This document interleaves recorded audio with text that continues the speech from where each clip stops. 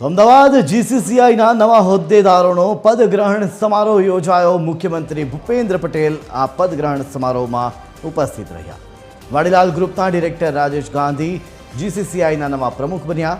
Senior vice president તરીકે ઉદ્યોગપતિ જિગીશ દોશીની નિમણૂક કરાઈ તો વાઇસ પ્રેસિડેન્ટ તરીકે હિતેન વસંતે જવાબદારી સંભાળી છે। વેપાર ઉદ્યોગ એમએસએમઈ ક્ષેત્રના અગ્રણીઓની ઉપસ્થિતિમાં આ ભવ્ય સમારોહ યોજાયો હતો।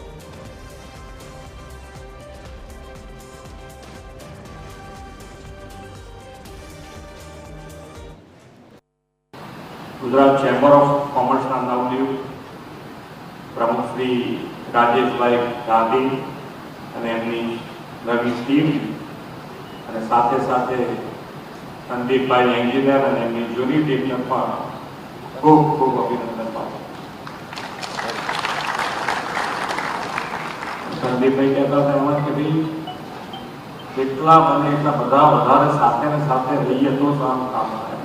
ગ્લોબલ ઇમેજ તેની સાથે સાથે આપણી મહાજન પરંપરા પણ સમયની સાથે આગળ વધતા ચેમ્બર જેવા સ્વરૂપે વિસ્તરી છે।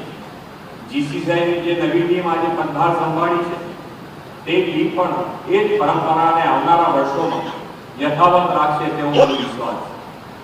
ખાસ અભિનંદન ચેમ્બરને આપવા છે કે વડાપ્રધાન શ્રી મોદી સાહેબે આપેલા સૌના સાથ સૌના વિકાસના મંત્ર સાથે સમરસતાનો મંત્ર પણ તમે સાકાર કર્યો છે।